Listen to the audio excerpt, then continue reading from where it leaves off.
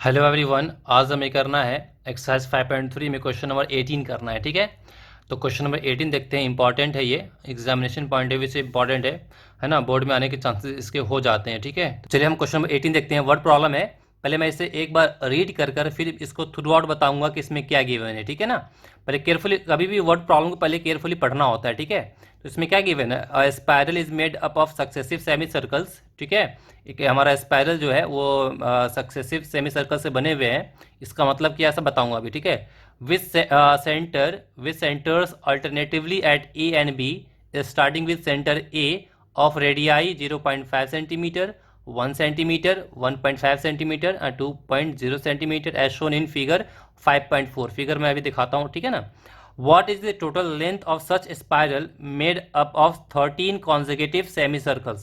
इस तरीके से जो हमारा स्पाइरल बन रहा है वो कितने हैं, 13 कॉन्जिक्यूटिव सेमी सर्कल से बन रहा है। ठीक है ना, इतनी बात है। और हमें पाई की वैल्यू क्या लेनी है, 22/7 लेनी है। ठीक है, क्वेश्चन को आपने केयरफुली रीड कर लिया। अब मैं इस क्वेश्चन को बता रहा हूँ यहाँ पे। ठीक है ना, बिल्कुल ध्यान से देखिए। यहाँ पे देखिए हमारा, हालांकि आप देखेंगे इसके पीछे वाले पेज पे यहाँ पे स्पाइरल बना हुआ आपका। ठीक है ना, ये ठीक है, इतनी बात है। तो चलिए यहाँ पे देखिए, हमने यहाँ पे बना लिया। क्वेश्चन में कह रहा है आपका कि एक स्पाइरल है okay, made up of successive semi circles, है ना। तो अब यहाँ पे देखें, जो ये ब्लैक वाला है एक सेमी सर्कल हमारा ये है। ठीक है ना, विथ सेंट ऑल्टरनेटिवली, है ना, with centres alternatively at A and B, है ना। ये जो ब्लैक वाला जो हमारा है सेमी सर्कल, उसके लिए सेंटर हमारा क्या ए है। उसके बाद जो हमारा ये रेड कलर में सेमी सर्कल है, उसके लिए हमारा सेंटर क्या हमारा बी है। ठीक है ना, फिर ये ब्लू वाले के लिए हमारा सेंटर क्या हो जाएगा ए, फिर ये ग्रीन वाले के लिए क्या हो जाएगा बी, है ना। तो यहाँ पे हमने लिख दिया, जो हमारा ये ब्लैक वाला जो सेमी सर्कल है उसको हमने लेंथ L1 मान लिया, उसका सेंटर ये ए है। ठीक है ना, जो लेंथ L2 ये सेमी सर्कल है, इसके सेंटर को हमने बी मान लिया, फिर इस वाले सेंटर को हमने ए माना।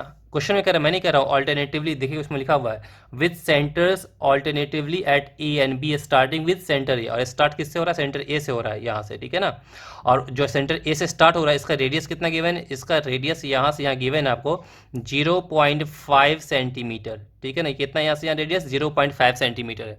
क्लियर इतनी बातें, बिल्कुल ध्यान से समझेंगे, सारी बातें समझ में आएगी। क्वेश्चन में कह रहा है कि एक स्पाइरल ये हो गया, फिर एक स्पाइरल ये, है ना, सॉरी सेमी सर्कल, एक सेमी सर्कल ये, एक सेमी सर्कल है, इससे हमारी क्या बना है, स्पाइरल बन रहा है। ठीक है ना, तो ये 1 2 3, यहाँ पे मैंने 4 दिखाया, फिर ये ऐसा आएगा यहाँ पे होगा, फिर ऐसा आएगा, ऐसा ना। इस तरीके से कितने बनेंगे, ये 13 तक बनेंगे, अप टू 13 टर्म्स बनेंगे। ठीक है ना, अब समझेंगे यहाँ पे।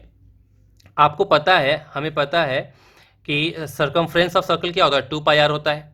ठीक है, तो सर्कमफ्रेंस ऑफ सेमी सर्कल कितना हो जाएगा, जो 2πr है उसका हाफ, ये 2 से 2 कैंसिल, πr हो जाएगा। बात समझ में, आपको इसमें निकालना क्या है वो समझ में आ रहा है ना, कि जो आपका ये सेमी सर्कल्स है, ये फिर इन सबका लेंथ निकालना है, जो 13th टर्म तक बनेगा वो सबका क्या निकालना है, लेंथ निकालना है। ठीक है, इतनी बातें। तो चलिए ठीक है, अब यहाँ पे हमने पहले लेंथ L1 मतलब ये जो हमारा सर्कमफ्रेंस है इसका जो लेंथ होगा सेमी सर्कल का, वो कितना होगा वो देखेंगे। हमें तो ये पता हो गया कि circumference of semi circle πr होता है।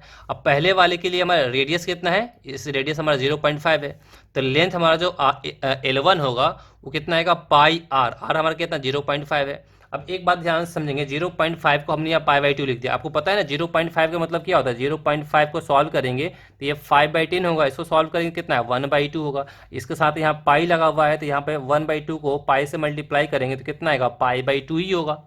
बात समझ में आपको आ रही है, इसलिए यहाँ पे π/2 हो गया। लेंथ 2, अब इसके लिए मैं बात कर रहा हूँ, अब इसके लिए सेंटर हमारा क्या ये हो गया।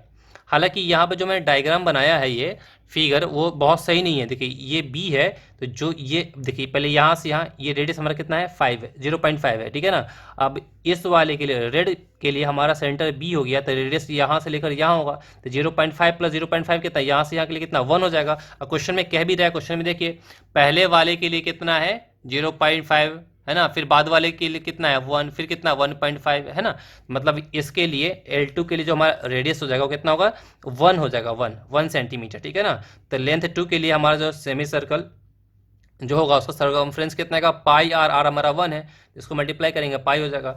L3 के लिए, है ना, अब L3 की बात कर रहे हैं, है ना, अब L3 के लिए हमारा ये हो जाएगा, है ना, ये हमारा क्या हो जाएगा, सेंटर हो जाएगा।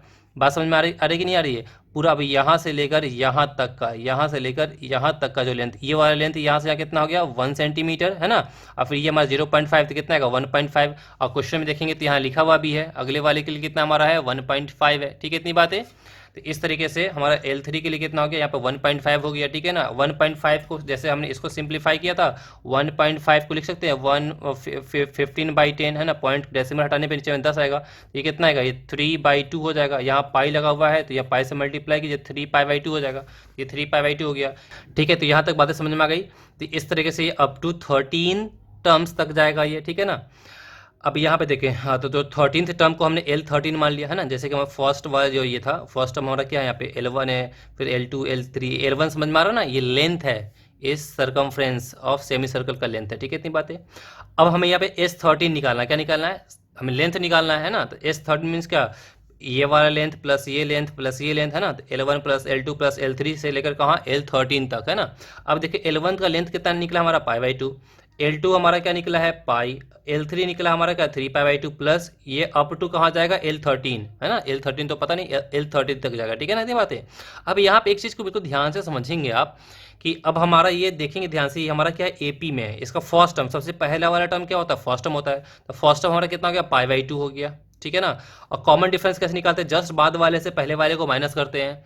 तो है ना, पाई में से π/2 को माइनस करेंगे तो हमारा π/2 क्या निकल जाएगा आपका, π/2 हमारा कॉमन डिफरेंस हो गया। अगर यहाँ पे बिल्कुल ध्यान से देखेंगे तो n हमारा क्या है, n हमारा 13 है, क्योंकि इसमें 13 टर्म की बात की जा रही है, 13 है ना, 13th टर्म की बात की जा रही है। ठीक है ना, मतलब हमें सम ऑफ 13 निकालना है। ठीक है, इसके बाद यहाँ देखें सम ऑफ 13 का मतलब ये हुआ, यहाँ तक समझ में आ गया आपको।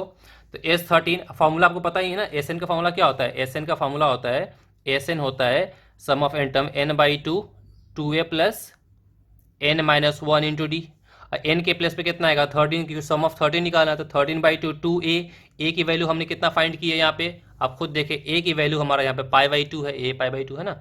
तो π/2 हो गया यहाँ पे 2a π/2 प्लस में 13 - 1 d की वैल्यू कितनी आई है, ये भी हमारा π/2 हो गया। ठीक है, इतनी बातें। ये 2 से एक्चुअली फॉर्मूला मैंने यहाँ पे लिख दिया था पहले। ठीक है ना, ये 2 से 2 कैंसिल हो गया हमारा, तो ये 13/2 हमारा हो गया।